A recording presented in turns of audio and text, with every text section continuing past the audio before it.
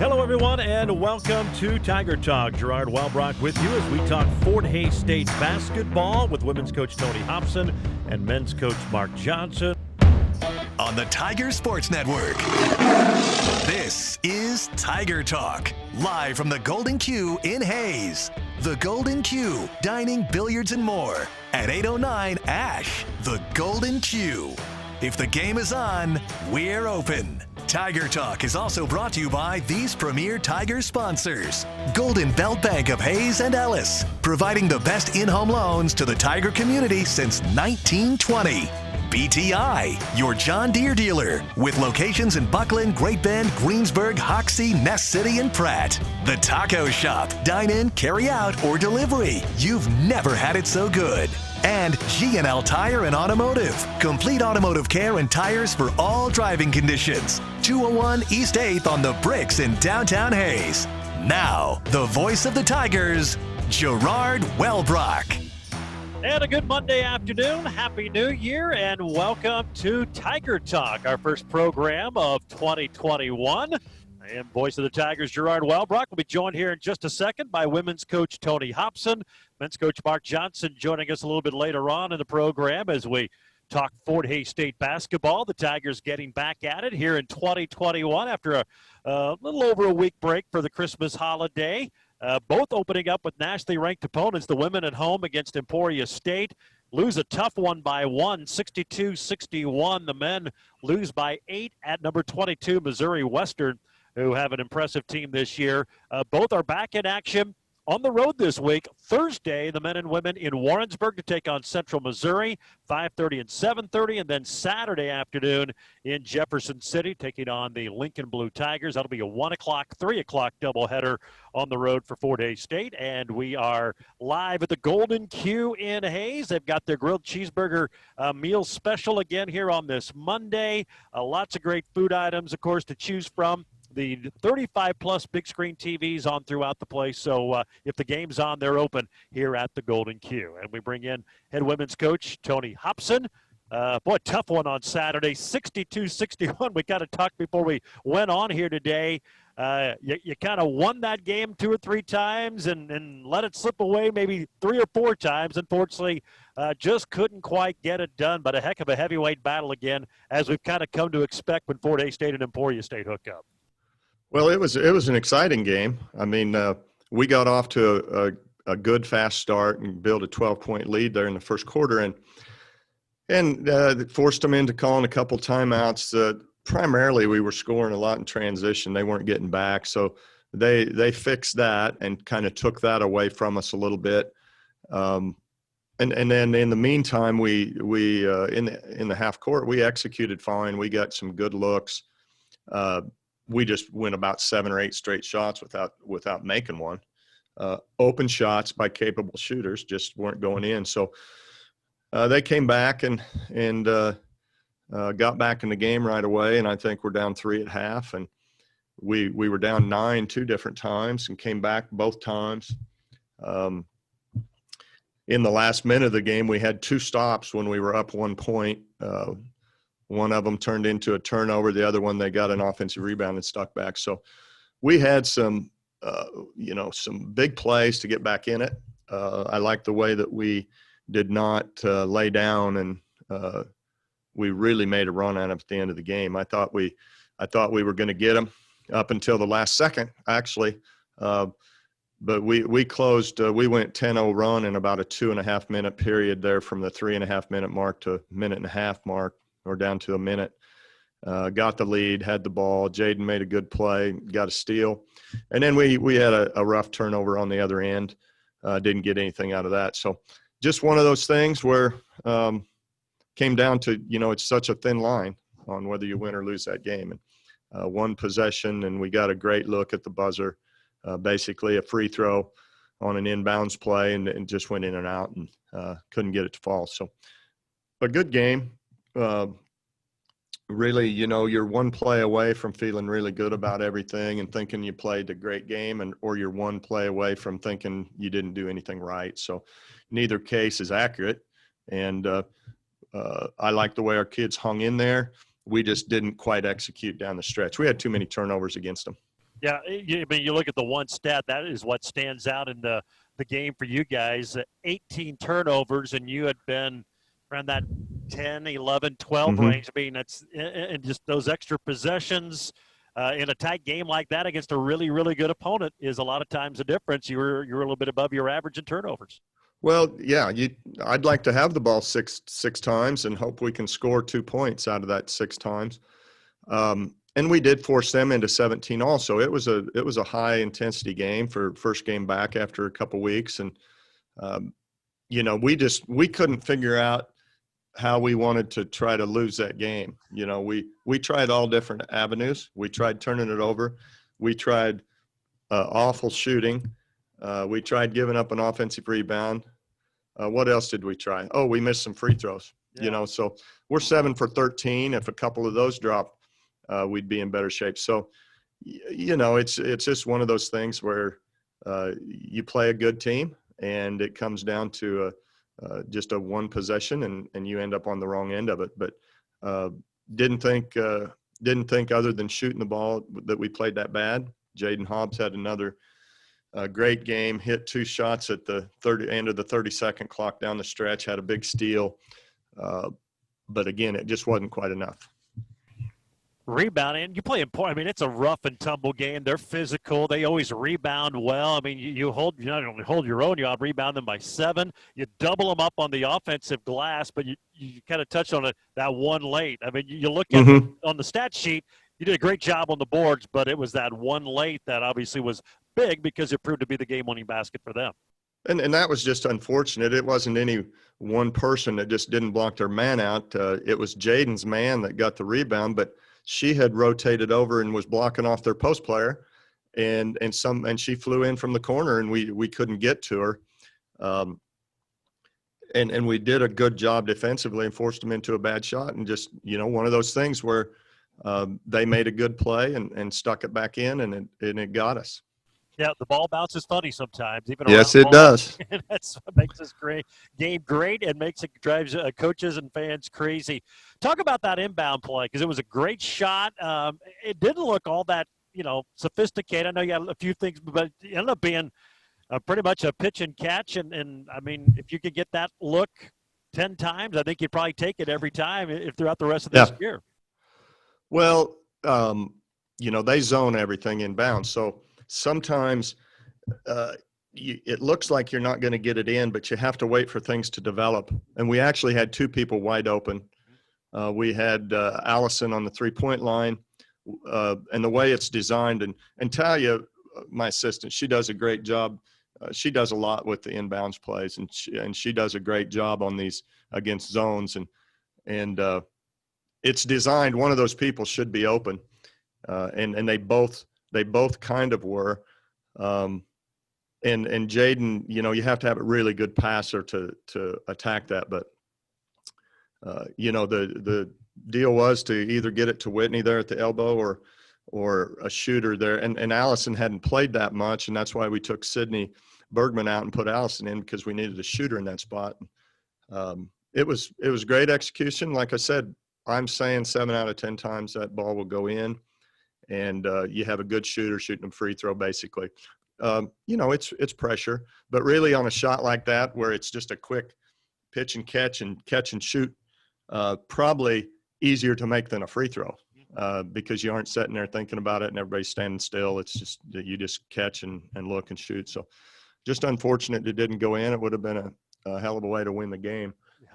Very fitting for that game because it was pretty high energy, and the only thing I missed was not having the place full and rocking, because it would have been at that time. We did have a good bunch there. Yeah, unfortunately with the limited seating, I mean, that would have been a huge crowd, but that is basketball this season. We're going to take a break. Tiger women don't have a lot of time to sulk over the tough loss. They play the conference leader coming up on Thursday night in Warrensburg, Central Missouri. Next up, we'll take a break. Do a little preview on the Jennies when we return to Tiger Talk. We're live at the Golden Q here on the Tiger Sports Network, built by Paul Wertenberger Construction.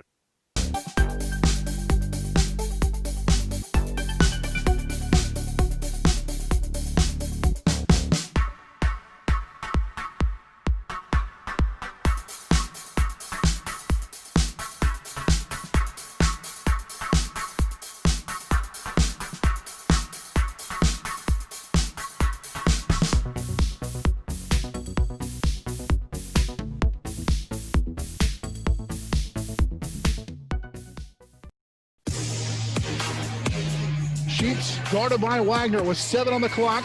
3:08 to play here in the fourth quarter. Knocked away by Galladay, and then Wagner gets on the deck to save it for the Tigers. Finds Galladay, finds Randall up the floor. Randall all by herself. The left side scoop shot is good. 60-57. Tigers come storming back to cut the deficit to 3. Timeout ESU. Yeah, it was part of that 10-0 run late that got the Tigers a 1-point lead. They lose 62-61 to Emporia State. I heard the highlight there from Katie Wagner, 11 points, 11 boards, 5 assists. So the freshman really coming up big in 27 minutes of action. She'll need another big game this Thursday as we preview Central Missouri. And I guess you look at the MIAA over the last 7-8 years, it's been Central, Emporia State, Fort Hays State. I mean, you've been the three-headed monster, I guess, for everybody else who've been trying to catch winning league championships. And you face a Jenny team that ended up being the last game you played last year after everything got shut down. But kind of like yourself, I think they got 7 freshmen, about 5 of them playing a lot of minutes and getting some big minutes. Just a quick preview of the Jennies who you'll face here on Thursday night. Well, you know, their squad is very similar to ours. I mean, they had a great senior class. We had a good senior class and signed big freshman classes. And I really like our freshman class. I think it's a deep class and really talented. We're starting 2 of them. You know, probably theirs is every bit as good as ours is, you know, if not deeper even. They're starting 2 freshmen. Their first person off the bench is a freshman. And they've got size. They signed 2 6'2" kids and a good point guard. They're starting a freshman point. So just a very talented team. They shoot the ball extremely well. And, you know, they're rangy. Their guards are big. They have a real good inside player, Collier, that returns from last year. That's a good defender, 6-foot athletic kid. So, you know, we'll have our work cut out for us. They're every bit as good as Emporia State, maybe even better. Plus you add in going on the road. I believe this is the 7th time we've played them. It feels like they've both been in Warrensburg. Since they've been to Hays. Now, a couple of those have been neutral. Right. I think it's either the 6th or 7th time. Now, they are scheduled to come back here finally, probably for the only time this decade, so people better come watch because for some reason, Central Missouri never ends up on our home schedule. Yeah, it's funny how the schedule gets reworked, and we're always going there, but I guess that's the way it goes. You play them wherever you have to play them and try to get a win. Coach, we know you got practice here as we speak, so sure. We'll let you go, but we appreciate the time and looking forward to seeing you. It should be another fun one on Thursday night. Okay, no problem. Thanks, Gerard. There you go. That's it. Coach Tony Hobson of the Fort Hays State women. Again, they will try to bounce back from the loss to Emporia State as they take on Central Missouri at 5:30 on Thursday night in Warrensburg. We will take another break. When we come back, we will chat with men's coach Mark Johnson.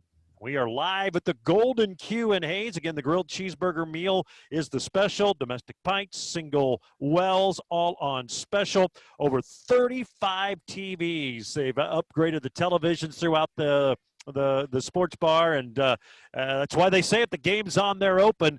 You can have a great seat to watch the ball game. No Monday Night Football tonight. The NFL regular season is done, but college basketball and more here at the Golden Q. 2 blocks east of campus on A Street. If the game's on, they're open. We will take another break. When we come back, we'll talk some men's basketball. Head coach Mark Johnson will join us as we continue from the Golden Q. It's Tiger Talk, our first program of 2021 here on the Tiger Sports Network, built by Paul Wurtenberger Construction. That was another legend on 99 KZ Country. And yes, before that, we had a brand new artist. Your home for today's stars and the legends. We play real country. I'm Teresa Trapp. Weather, news, sports, it's all here. We're on Facebook, and there is a listen live link at hayspost.com.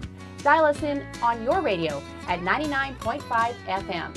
KHAZ, Real Country. 99 KZ Country.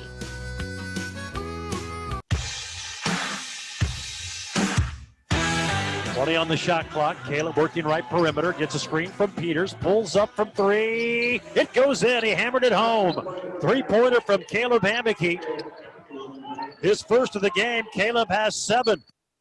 Now, some of the action from Saturday in St. Joseph as the Tigers took on number 22 Missouri Western. Welcome back to Tiger Talk. We are live at the Golden Q in Hayes. Glad to have you aboard for our first program of 2021. We're brought to you in part by Golden Belt Bank of Hayes and Ellis.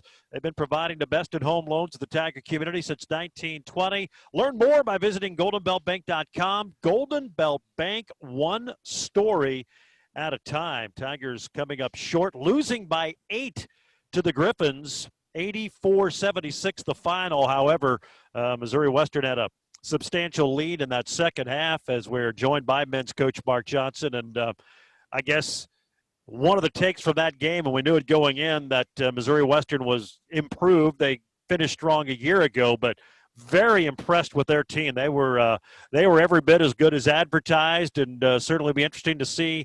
They've got a couple of games with Northwest Missouri State, but they certainly had the DNA and looks like in the makeup to hang and have a chance to beat the Bearcats and give them a run for the conference championship this year.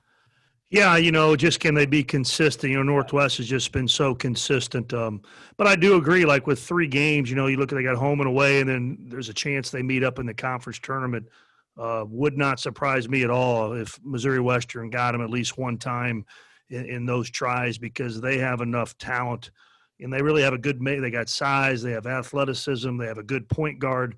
Will Eames is just one of the more impressive players. That kid's one of the more kids I've respected in our league. You look at him in warm-ups and you don't think much of him. He's not overly athletic. The guy is just – it's amazing when you got some size, the intelligence and toughness, how far that'll take you.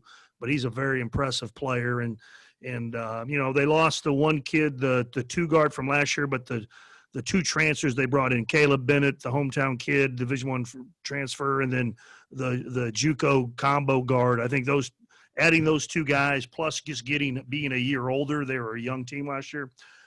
They're really good, and we knew that. I think everybody.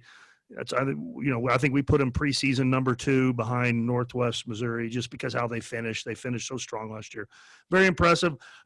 We just got caught up in their style of play. We talked about we can't.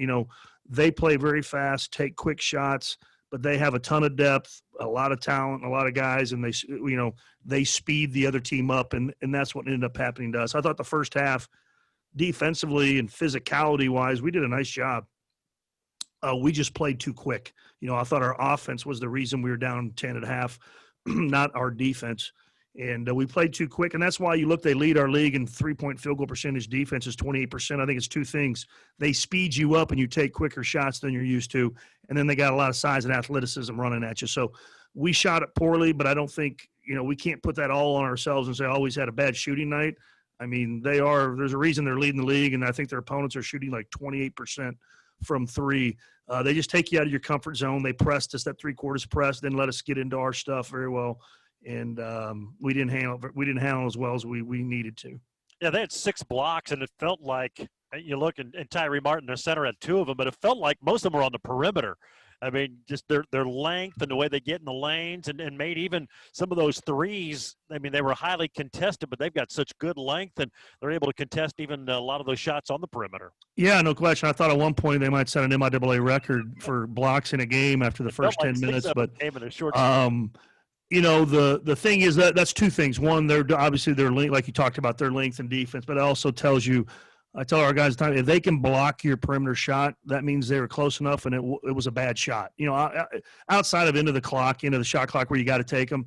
But I agree. We had too many. They blocked too many early in the clock from the perimeter, whether it be 3-pointers, 17-foot jump shots. If that's the case, that means we weren't being patient enough and we weren't running good enough offense. I thought our guys got sped up.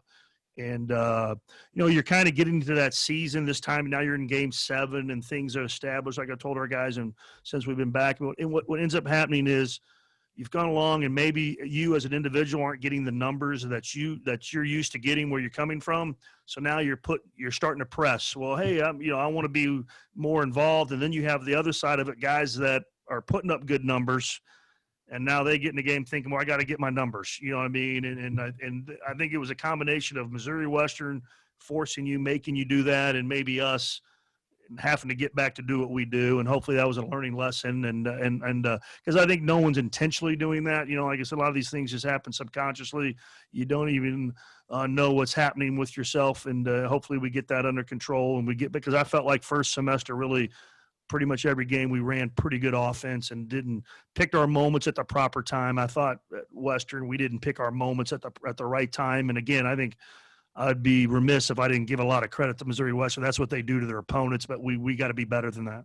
Tigers come up short 84-76 to the Griffins. They've got two big ones again this week at Central Missouri Thursday, at Lincoln on Saturday. We'll talk more about them as we move along, but right now we're going to take a break. We're live at the Golden Q. It's Tiger Talk here on this Monday on the Tiger Sports Network, built by Paul Wertenberger Construction.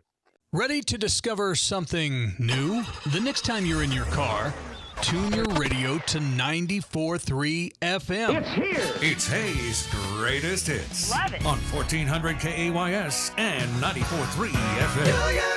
Do you believe in love? Story. Well,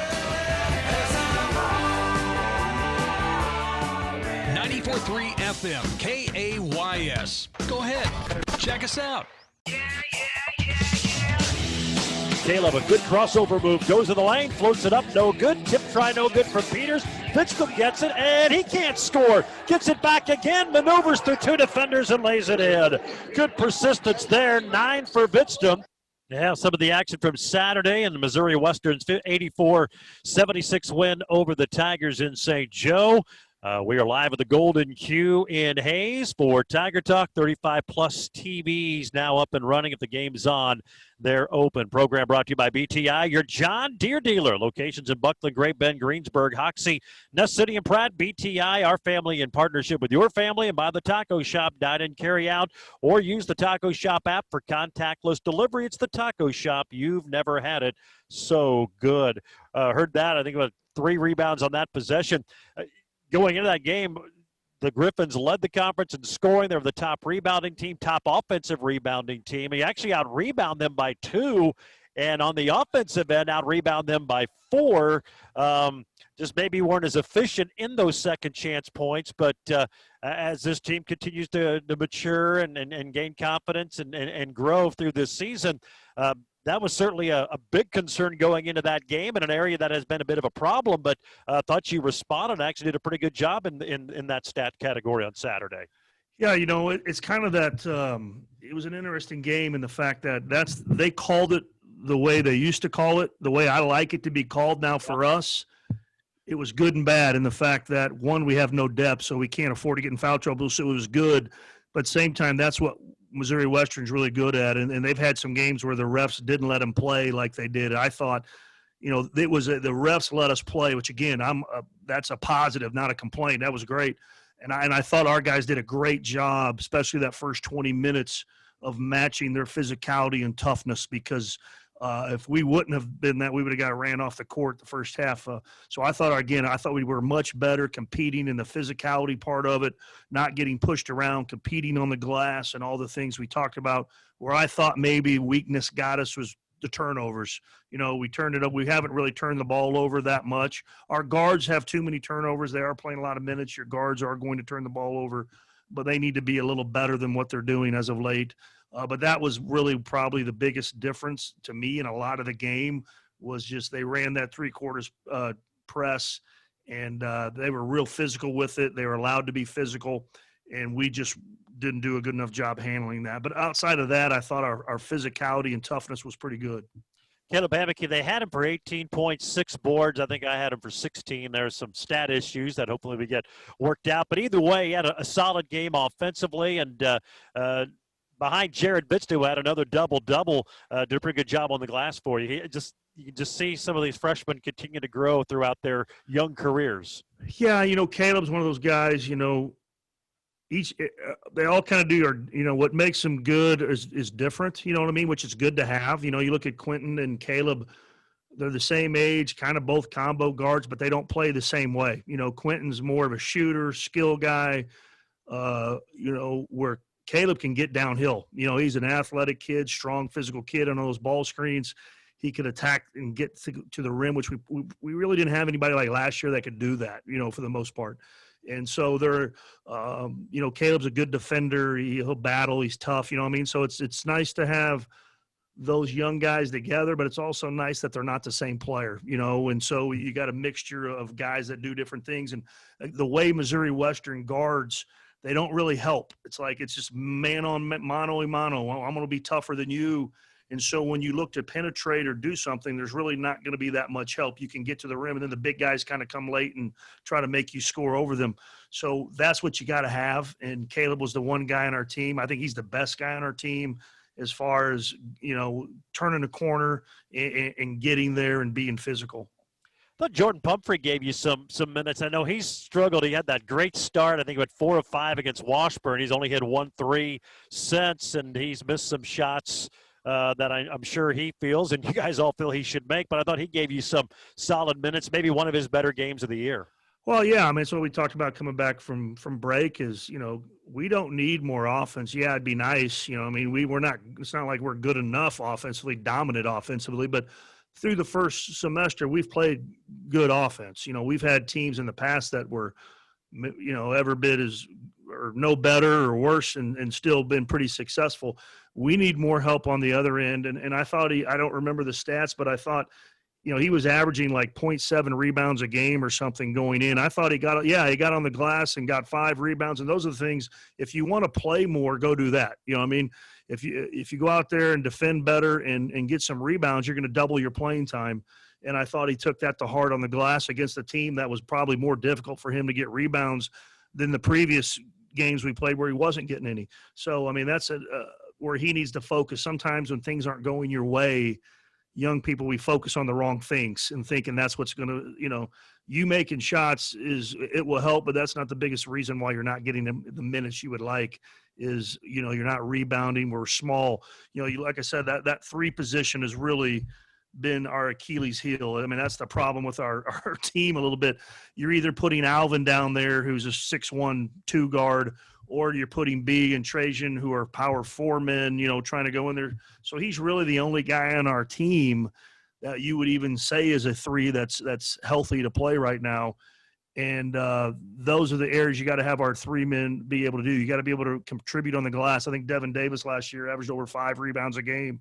You look back at the history of our 3 men. Those guys are usually – they're not going to be 7, 8, 9, but they're guys that get 5 rebounds, can guard a 6'3" to 6'5" player. You go play Northeastern State and Rogers State. I thought their 2-3 men really hurt us just because Alvin's pretty tiny trying to battle them. So that's what our team is missing, a 3-man. And like I said, he's the only one that has enough size and has perimeter skills that you would label as a 3-man. So it would help if we could get him on the floor more, but he's got to continue to be able to do things like he did on Saturday to help himself and then help us. You mentioned that 3 position, and it feels like Trajan Davis is kind of one of those players who's kind of been caught up in that. He's kind of been played out of position this year, and he probably hasn't put the numbers up that maybe he's expecting or you guys were expecting, but a lot of that is because he's been out of position. I don't think we've even come close to seeing what he's capable of just because of what he's had to do this year. Yeah, he's a guy that just has a good enough feel and can handle it just well enough that you can put him out on the perimeter, compared to maybe, he probably has a more feel for the 3 than even B does. And he's a tough, hard-playing kid, but no question. Like I said, when we recruited him, I thought he was more of a Hadley Gill. I don't want to put the pressure and say he'll ever be. Hadley was an awfully good player. But he's that similar guy. Hadley was really effective 15, 17 feet in, and then if you backed off, he would shoot 2 threes a game, And that's where Trajan's got to continue to develop his 3-point shot. But, Hadley, those guys, they're not quite athletic enough to play on the 3-point line where you got to drive all the way from 22 feet all the way to get to the rim. But they're physical guys. They got just enough size, high releases. You get them, they can take 1 dribble finish. They can shot fake at 15, step you off, shoot. They can also score in the post, and then if you leave them wide open. So I would agree with that. He's had to sacrifice more than anybody because of the guys we're missing. At the same time, though, if you just got stuck playing the 4 as a freshman right now, you might be redshirting because Jared Vidstum's plays a lot of that 4, and B brings some things we need. So, I think he's no question. He hasn't shown what we feel like the future holds. We keep talking about these other guys, or people will be surprised when Elijah Nanabu gets on a uniform and gets to play in games next year. He'll be another freshman. They saw a brief glimpse of Hagan. Hagan broke his foot, so he's back. He's probably out for the rest of the year. Just seem to have a lot of these issues right now. But I think it's obviously Caleb and Quentin have done tremendous, and that's who we're aware of and need to be aware of. But I think there's a guy or two behind those guys that are coming too that are going to make us pretty good here in the immediate future. Look, Gilbert gave you some good minutes. That I think we'll hear the highlight. That stick back dunk on a missed shot from Caleb was pretty impressive, but I thought he gave you some good minutes on Saturday as well. I thought Gilbert played well. Like I told our guys, I don't think, part of the reason he's shooting such a high percentage is I don't know if he qualifies, but he's shooting 72% from the field. And I'm not saying we need to treat him like Shaq and throw it to him every time down and stop the offense. But we got to do. That's what I'm saying. We got too impatient, and we shot it too quick or did something too fast, and it didn't get Gilbert involved enough. I thought he played well. Gilbert's, he's doing well. The thing that Gilbert has to do better is rebound. Your center can't average less than 3 rebounds a game. That's just where he's got to continue. And part of that is it's a challenge for him. He's one of those guys. He's on the defensive end. He can't read it. It's hard for him to rebound out of his area. Athleticism in basketball is a funny thing. If you see Jared Vidstum and Gilbert do all these, you take them to a combine or do all these different tests. Gilbert stands out, athlete. But Jared, just how he moves his feet in the first step or two. You look at Will Eames. How are him and Jared are leading the league in rebounds. And if those guys were in a triathlon or heptathlon or decathlon, they wouldn't finish very high. But it's amazing just quickness and reaction to a ball, how much that is more important in basketball than anything else.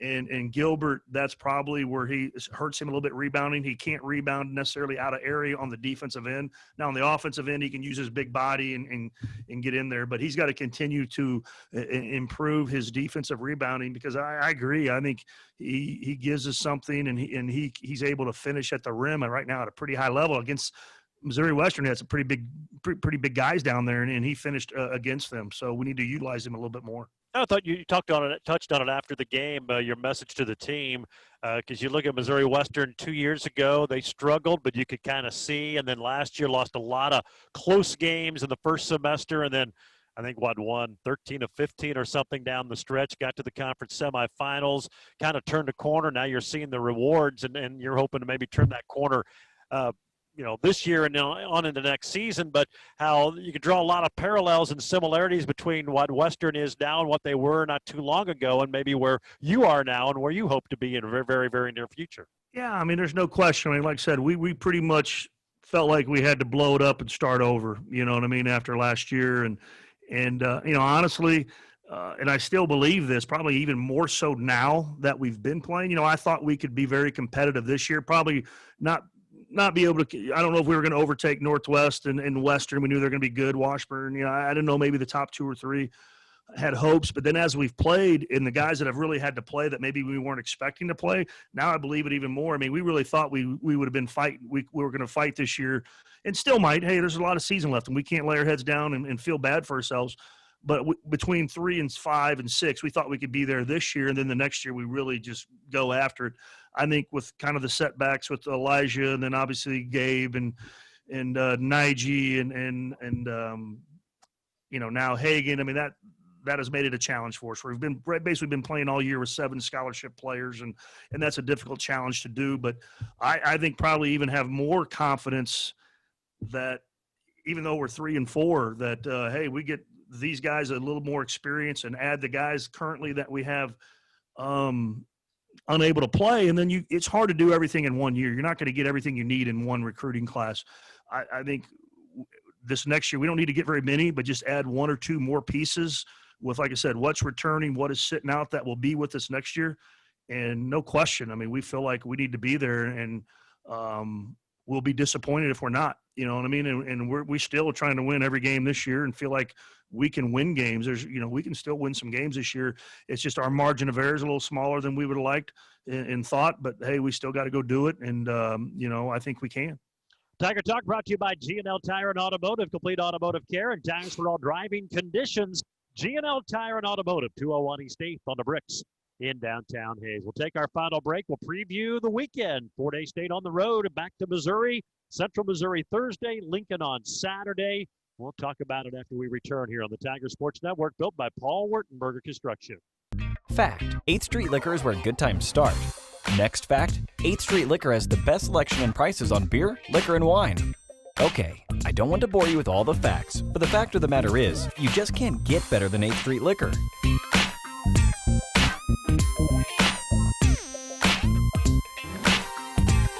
Yep, 8th Street Liquor, where good times start. That's the fact. Jack? Oh yes, they have plenty of Jack too.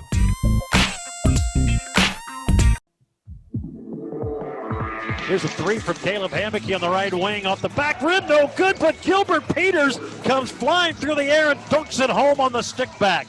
11 for Gilbert. Now some of the action from Saturday. Nice play there by Gilbert Peters on the stick back as the Tigers come up short at Missouri Western. Back to Missouri to take on Central Missouri on Thursday night. 7:30 tip, and then Saturday afternoon at 3 in Jefferson City to battle Lincoln. And, two big games, obviously. I'm sure you feel two winnable games, but Central Missouri, even though their record isn't great, they've always proven they're kind of one of those teams a lot like you. I mean, very capable, probably better than their record has indicated, but it's just challenging in the MIAA. But two really challenging road games here this week. Yeah, like I said, this year we have some teams with some bad records, but doesn't mean they're bad teams. They didn't get the luxury of a non-conference. Central Missouri, say last year we had 9 non-conference games, and they're probably worst case 7-2, 8-1. They don't really go on the road. So I mean, instead of 1-6, you're playing a 9-7 team or something. It gives you a difference. But they've had the hardest first 7 games. You look at in the standings, they've played the top 7 teams. Their 7 games are against the top 7 teams right now in the standings. And 5 of those 7 were on the road. They've already played Washburn on the road, Northwest on the road, Missouri Western on the road, at Emporia, at Lincoln, and then their 2 home games were Southern Pitt. So I think that schedule's, their record is very deceiving. They're better than they were a year ago. I think it's not even close. Always been a tough place to play. But sure, yeah, we play well. That's a winnable game for us, and this is the hardest stretch of our season. 5 out of 7 on the road. Your 2 home games are Western and Northwest, and then like a dummy, I made it even harder when we lost the Central Oklahoma game. I flipped them out for Missouri Western. So, but this is a very hard schedule. Lincoln's much improved. They already went to Emporia and won at Emporia. I mean, they're a good team. They're probably a top 5 team in our league easily. So hard games, but games we got to have. We got, like we told the guys coming back from Christmas, there's 8 games ahead of you, 8 games below you, teams you play, and you got to find a way to beat some of these people for sure. No doubt about it, and they're obviously challenging, and we'll see what happens. And I mean, you've proven you've played well in these facilities. And how road games with COVID this year? I mean, have you noticed a big difference? Obviously, the fans aren't quite there like they've been. No, I think the road still affects you because it's the road, traveling, not your home court. I think the biggest thing I've noticed, I even noticed with us at home, and did it play a factor in our Washburn and Emporia barely lose? I feel like the road is still the road, but the home team isn't getting that extra energy and boost coming down the stretch. You know what I mean? And obviously it's factors. I mean, KU at Allen Fieldhouse isn't losing by 25 when there's, when it's full. You know what I mean? So it is still road's harder to win than at home. But I would say, though, again, at the same time, that home crowd is also not giving that home team that extra boost sometimes in a close game to get them over the hump. So if you can keep it close in the last 5 minutes, I think you have a better chance of winning now than you did pre-COVID. All right, sounds good. Well, Coach, thanks for the time, and we'll see you Thursday in Warrensburg. Appreciate it, Gerard. Thank you. Mark Johnson, coach of the Tigers. Tiger Talk brought to you by the Taco Shop, Golden Belt Bank of Hayes and Ellis, BTI, G&L Tire and Automotive, and, of course, right here from the Golden Q, the game's on. They're open. We'll talk to you again next Monday, 12:15, Tiger Talk, here on the Tiger Sports Network, built by Paul Wertenberger Construction.